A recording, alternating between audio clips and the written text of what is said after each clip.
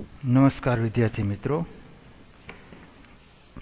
श्री कन्या प्राथमिक विद्यालय कालावड सीटला आपનું हार्दिक स्वागत करे। ધોરણ 8 हिंदी सत्र 2 એમાં 5 જોઈ ગયા। આજે આપણે છઠ્ઠું જોવાનું છે। છઠ્ઠાનું નામ છે તूफानों की ओर, જેના કવિ છે શિવ મંગલસિંહ સુમન।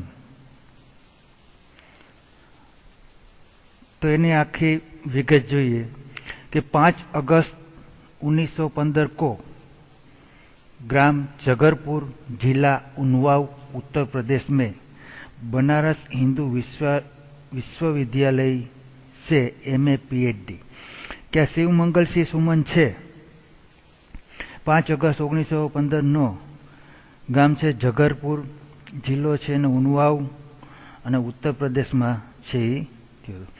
बनारस हिंदू विश्वविद्यालय से MA PhD की एने बनारस विश्वविद्यालय में छे MA अने PhD पण यहाँ छे करेलू छे। अनेक अध्ययन संस्थाओं, विश्वविद्यालयों तथा हिंदी संस्थान में उच्चतम पदों पर कार्य किया तथा अनेक देशों की यात्रा की। तेने घणा बधा जुदा जुदा पद पर छे काम छे कर्युं होय छे अने घणा बधा देशोनी छे एने यात्रा पण करी होय छे। 1974 में मिट्टी की बारात पर साहित्य अकादमी तथा 1993 में भारत भारती पुरस्कार से सम्मानित। 1974 में भारत सरकार द्वारा पद्मश्री से सम्मानित किया गया। आगे हिल्लोल जीवन के गान, युग का मोल, प्रलय सृजन, विश्व अदालत ही गया, विंध्य हिमालय, मिट्टी की बारात, वाणी की व्यवस्था, कटे अंगूठों की बंधनवारे, आटला छे एना जे लखी छे અત્યાર સુધી એનું વિગત હતી। उद्यम और विकास, प्रकृति पुरुष कालिदास आपन ते छे। प्रस्तुत कविता में कवि शिव मंगल सिंह सुमन ने सदा संघर्षमय रहकर अपने लक्ष्य की ओर बढ़ने की प्रेरणा दी है। कि शिव मंगल सिंह छे आ कवि ने तो के शुं कहेवा मांगशे एनो क्षार एक ज निकळे छे कि हमेशा संघर्ष छे करता रहो। तमारे लक्ष्य जे छे एने पामवा माटे तमारे संघर्ष छे करता रहेवो अने एमां सफलता मेळवो। जिस तरह आग में रहकर सोना निखरता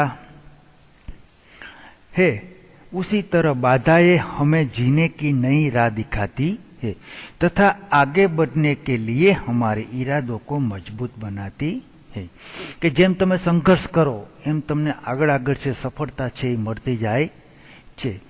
इस कविता में धैर्य, गतिशीलता, साहस और संघर्ष रहित रहना जैसे मूल्य उजागर किए गए। तो के आ काव्य ने शू शू जोवा मळशे तो के धीरज, गतिशीलता, साहस, संघर्ष वगैरह छे जोवा छे मळशे। तो हवे आपणी काव्यनी शरूआत करीए। तो के छे शरूआती तूफानों की ओर घुमा दो नाविक निज पतवार। तूफान એટલે समुद्र, और घुमा दो समुद्र बाजू फेरव, नाविक निज पतवार, नाविक એટલે હોડી ચલાવનારો હોય તે, નિજ એટલે પતવાર એટલે હલેસુજી છે એ, એટલે કે છે કે હે નાવિક આ તારું હલેસું છે, હોડી છે એ જ્યાં તૂફાન છે એ બાજુ છે એ તું લઈ જા। आज सिंधु ने विष उगला है, लहरों का यौवन मचला है, आज हृदय में और सिंधु में साथ उठा है ज्वार। तूफानों की ओर घुमा दो नाविक निज पतवार। पहली पंक्ति नु आखू कहीए तो शू कहेवा मांगे छे तो कि हे नाविक, तुम तूफानों का सामना करने के लिए अपनी पतवार तूफानों की दिशा में मोड़ दो। आज समुद्र ने जहर उगल लिया है, कठिन परिस्थितियां पैदा की है, लहरें भी उमड़कर तुम्हारी नाव को निगल जाना चाहती है, फिर भी परवाह नहीं, उधर समुद्र में ज्वार उठा है तो कवि के हृदय में भी भावनाओं का ज्वार उमड़ पड़ा है।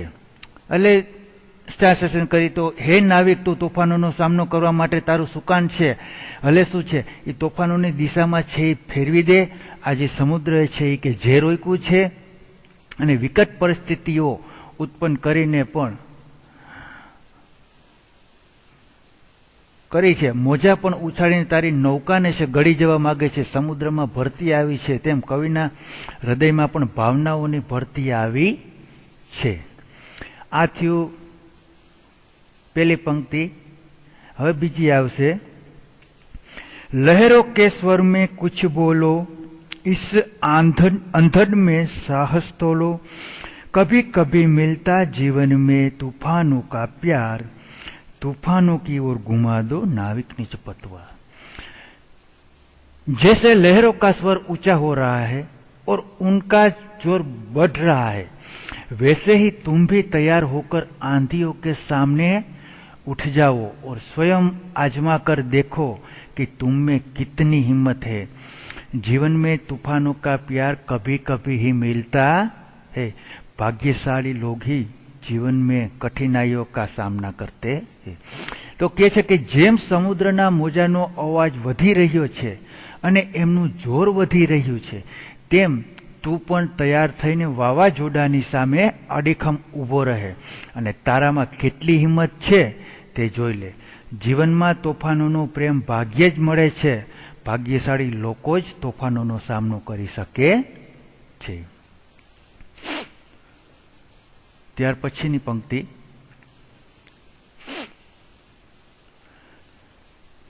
ય असीम निज सीमा जाने, सागर भी तो यह पहचाने, मिट्टी के पुतले मानव ने कभी न मानी हार, तूफानों की ओर घुमा दो नाविक निज पतवार. तो कि आमा શું કહે છે कि हे समुद्र और वह तूफान आज असीम दिखाई देते हैं, इनका सामना शायद ही कोई कर सके, लेकिन मनुष्य सब कुछ कर सकता है. हे नाविक, तुम अपनी नाव लेकर चलो और सागर को भी बता दो कि मानव मिट्टी का पुतला है पर समुद्र के सामने हार नहीं मानेगा. मनुष्य ने कभी हार नहीं मानी है.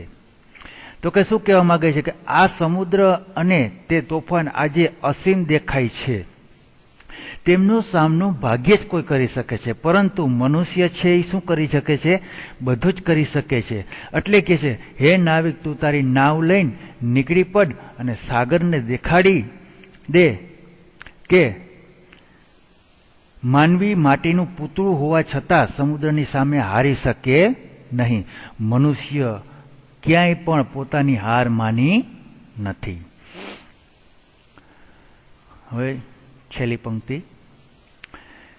सागर की अपनी क्षमता है पर मांझी भी कब थकता है, जब तक सांसों में स्पंदन है उसका हाथ नहीं रुकता है, उसके ही बल पर कर डाले सातों सागर पार, तूफानों की ओर घुमा दो नाविक निज पतवार.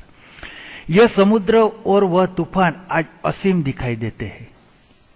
तूफान ने समुद्र ની बात कर, इनका सामना शायद ही कोई कर सके, लेकिन मनुष्य सब कुछ कर सकता है.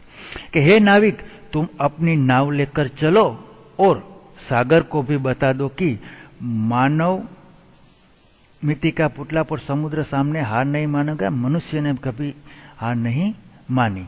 पछीनो जी पैराग्राफ है कि सागर की अपनी क्षमता है पर मांझी भी कब थकता है, जब तक सांसों में स्पंदन है उसका हाथ नहीं रुकता है, इसके ही बल पर कर डाले सातों सागर पार.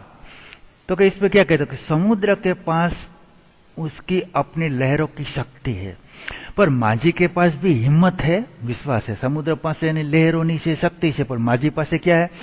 हिम्मत और आत्मविश्वास. वह थकना नहीं जानता. जब तक नाविक की सांसें चल रही है तब तक वह अपनी नाव आगे बढ़ा ही जाएंगे. हे नाविक, तुमने अपनी हिम्मत और ताकत के सहारे 7 समुद्र पार कर डाले. अपनी नाव के साथ इसी प्रकार आगे बढ़ते रहो. તો કે શું કે સમુદ્રની પાસે તેના મોજાની તાકાત છે, સમુદ્રના નાવિક પાસે તો હિંમત અને આત્મવિશ્વાસ છે. થાકને તે ગણકારતો નથી. જ્યાં સુધી નાવિકનો શ્વાસ ચાલી રહ્યો છે ત્યાં તે પોતાની નૌકા આગળ ધપાવતો જ રહેશે. કે હે નાવિક, તે તારી હિંમત અને તાકાતના બળે 7 સમુદ્રો પાર કર્યા છે, માટે પોતાની નૌકા સાથે આગળ વધતો રહે. એટલે કે છે છેલ્લે, तूफानों की ओर घुमा दो नाविक निज पतवार. કે હે નાવિક, તું अपनी तूफानों की ओर છે, તારું પતવાર છે હલે શું છે એ ઘુમાવી દે. આ કાવ્ય પૂરું થાય છે વિદ્યાર્થી મિત્રો, અને આના શબ્દાર્થ છે તમારે ચોપડામાં છે લખવાના આવશે. ત્યારબાદ સ્વાધ્યાયના પ્રશ્ન છે એના એ લખવાના છે એ આવશે.